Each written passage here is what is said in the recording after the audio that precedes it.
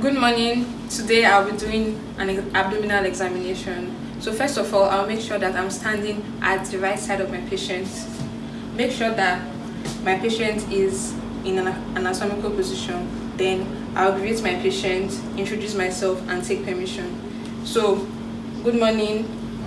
My name is ascites, and I want to perform an abdominal examination on you. Through the course of this examination, I'll try to be as gentle as possible. But if at any point throughout this examination you feel any discomfort, please let me know and I'll stop. Can I go ahead? Yes. Thank you. Okay. So first, I'll ensure that my patient is adequately exposed. So I will tell my examiner, sir, I would like to expose my patient from the nipple to the mid-thigh, but because of privacy, I will just expose my patient from the nipple and the hernia orifices. So you tell your patient, you instruct your patient on what to do. So please, can you lift up your shirt? Okay, that's enough. Can you take your trousers down a little bit? Okay, we just need the hernia orifices to be exposed. So first of all, I will ensure that my patient is in an anatomical position. So please, can you lie down with your palms facing forward and your hands by your side? Thank you.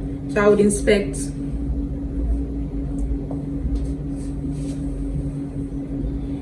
You also need to inspect at the foot of the bed.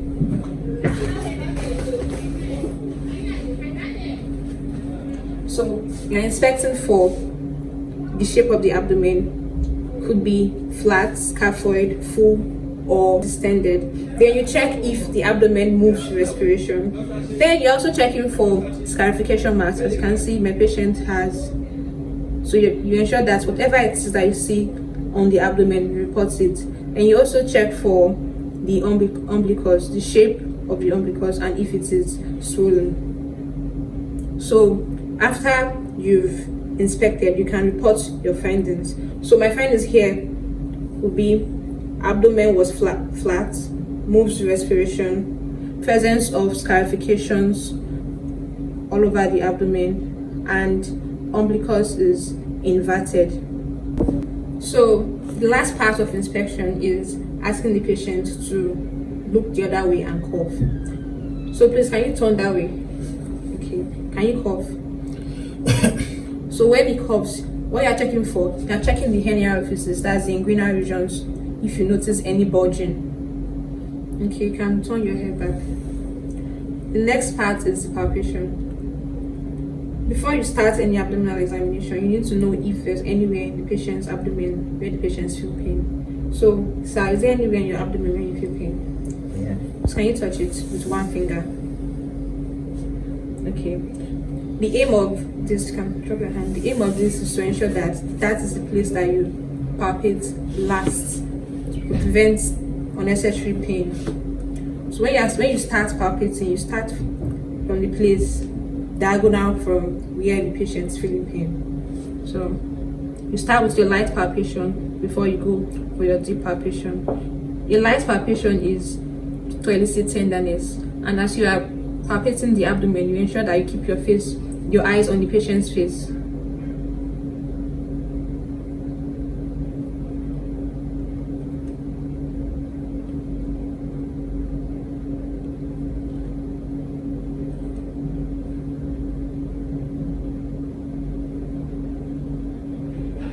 Then your deep palpation is better for you to use your both hands so that this other hand will not be left doing nothing. You're palpating for masses and swelling.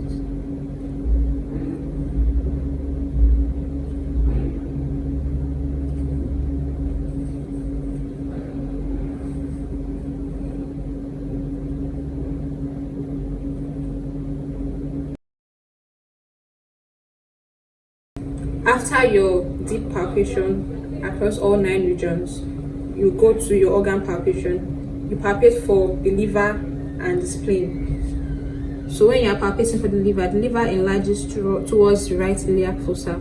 So you palpate, you ensure that you use the ulnar border of your finger and ensure that your palms are flat on the abdomen. So please, can you take a deep breath?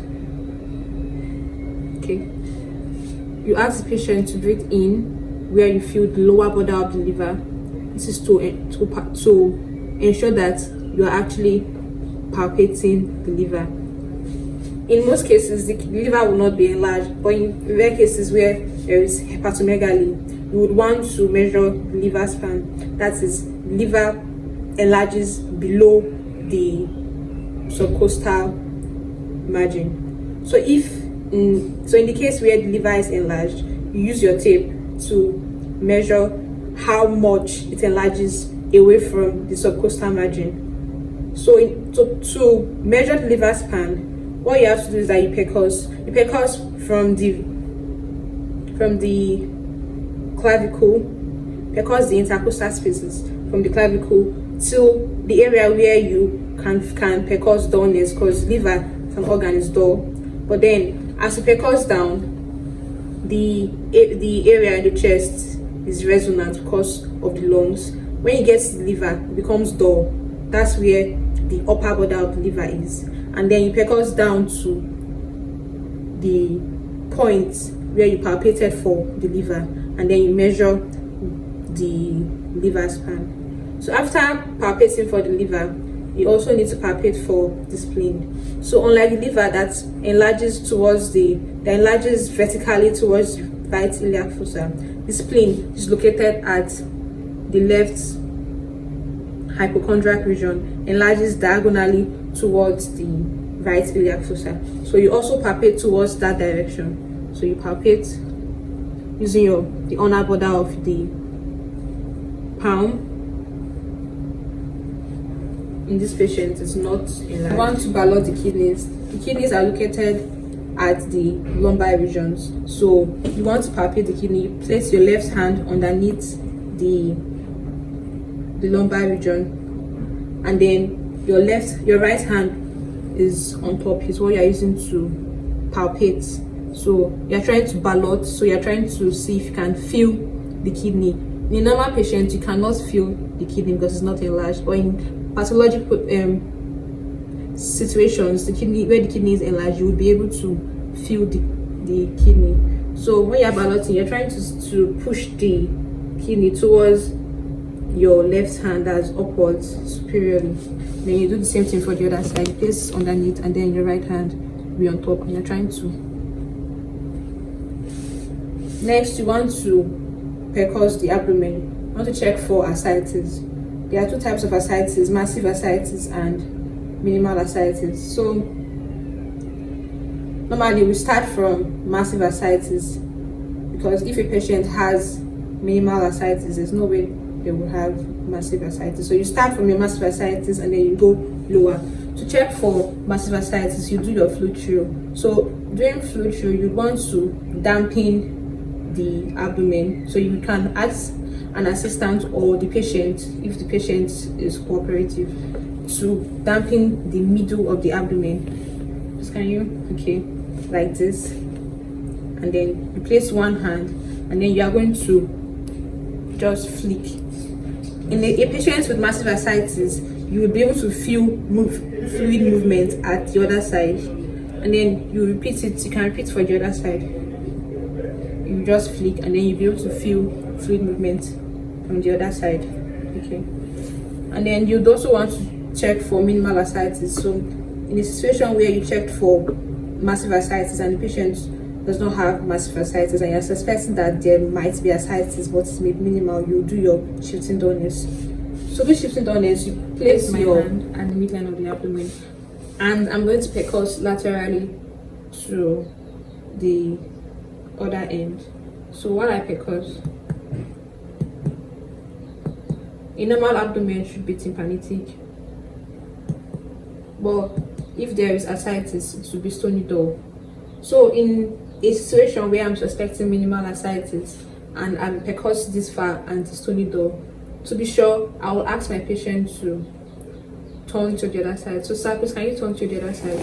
I will leave my hand at the same point where I percussed, and then I'll percuss towards this. I'll wait for like about 10 seconds for the fluid to settle and move towards the side, and then I'll percuss towards the lateral side. I'm trying to see if the fluid which was inside the abdomen settled down, and then I'll percuss again.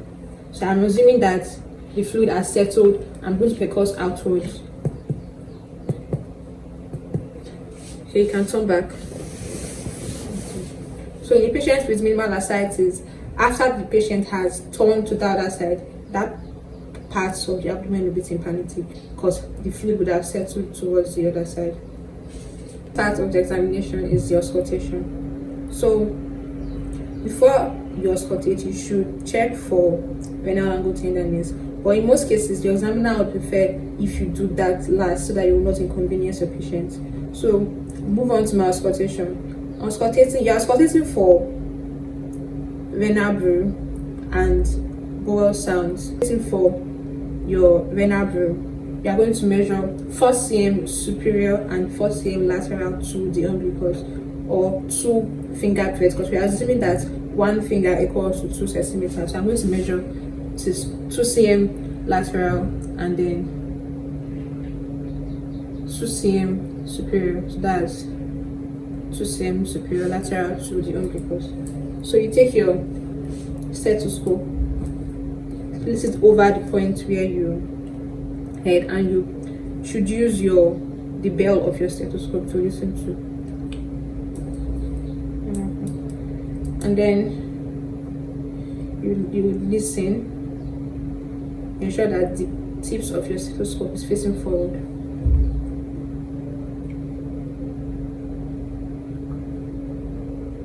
And then you can also listen at the other side. You just 2 cm lateral, 2 cm, that is.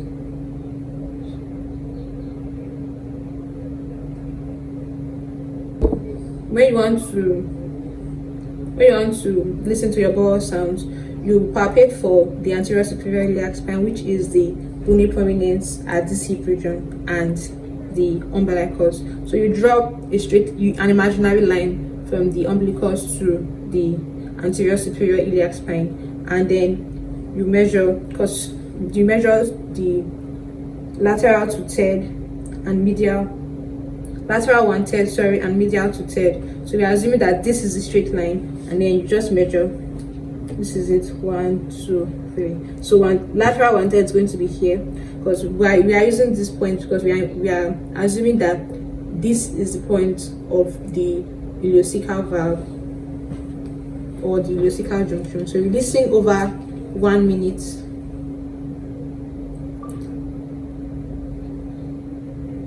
Okay, so normal bowel sounds is 3 to 5 per minute. After that, I would ask my patient to sit up. Please, can you sit up? This is where we do our renal angle tenderness. So you do your renal angle tenderness. So you're going to palpate over the lumbar region, and you ensure that you are looking at the patient's face to see if you are eliciting any tenderness.